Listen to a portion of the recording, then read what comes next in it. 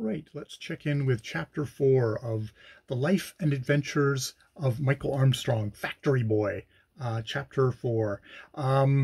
So in this chapter, Parsons talks to the bailiff, says, I want you to come down hard on the widow. Then he goes to the widow.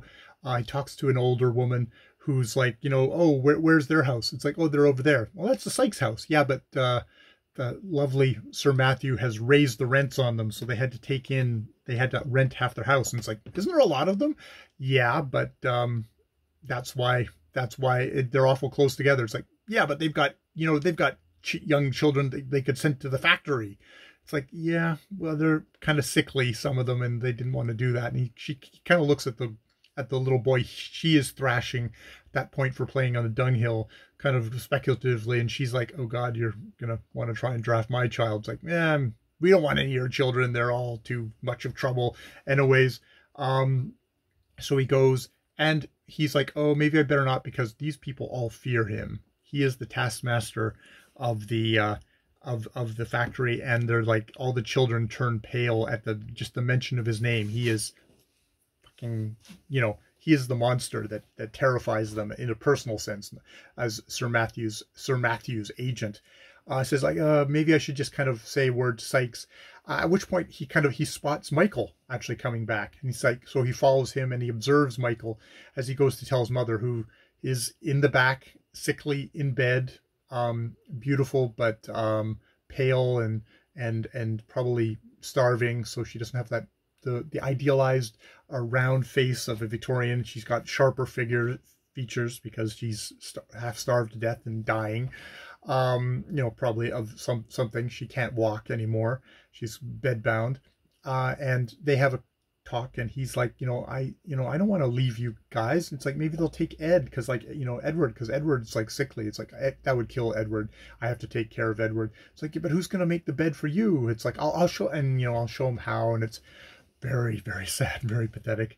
And there's a pause, and he's like, what the hell's going on? And he kind of looks over, and it's like, oh, they're hugging, which is just like, disgusting. His concern. There is a thing at the very beginning of this book where Trollope describes the neighborhood, which is basically all at the it's basically where all the rainwaters and all the snow water just kind of flush to. That it's a really disused neighborhood, that everything's in ill repair, that people seem to be not.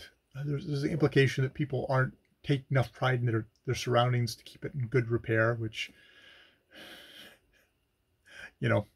is what it's definitely a middle class or whatever looking down on the poor and how filthy it is. It's interesting when we describe Mrs. Armstrong, the widow Mrs. Armstrong, she is described as being very clean, and I don't know, and being delicate in a way that Mr. Parsons would scoff. It's like, oh, why are you looking so good? You shouldn't be looking so good, kind of thing. But obviously, it's also seen as a positive character attribute by Francis Trollope here. And yeah, they set up the thing where the bailiff comes in and a baker comes in, and there's like, you're going to the poorhouse. The parish isn't going to pay for you anymore. 2 shillings are wasted. You're obviously, it's just a waste. We should be giving charity to you. And she's like, Mrs. Armstrong kind of takes it in stride of like, well, that's up to you what you want to do. There's no kind of like, demands for charity or anything like that from her. We're getting the perfect poor person here, is what I guess I'm saying. And the baker wants all his money back, and you're going to throw him in the poorhouse. At which point Parsons, as prearranged, jumps in, says, this is your savior. And it's funny because the baker's like, Sir Matthew's charitable? When did he get all so soft-hearted? And he's like, oh, he's always been charitable. He's always been. When it's somebody who's like worthy of his charity, which, the implication that all these other poor people that he's been exploiting and grinding down aren't worthy of his charity at all. And he says at the end, it's like, okay, you have to see to your duties, as after the bailiff and the baker are dismissed. knowing that they've fallen under the protection of Sir Matthew, though the baker still wants his 12 shillings back. 12 shillings. He says, like, he's going to make a gentleman of you, and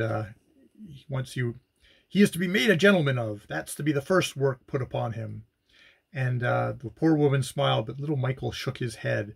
And, because Michel's like, he's really afraid what's going to happen to his mother and his brother if he's gone.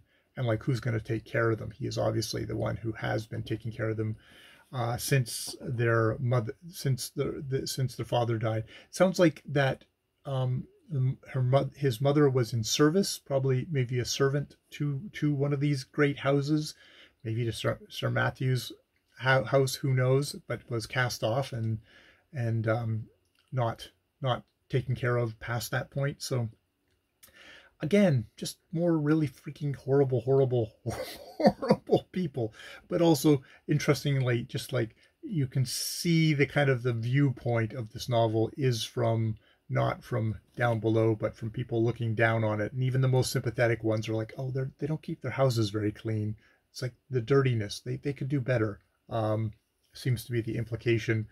Even the most positive thing of this novel, which is obviously against the very exploitive practices of this factory owner and the minions under him that he uses to brutalize all these people. It's like, your children are old enough now. They're like 5 or 6 years old. They can go to the factory and work.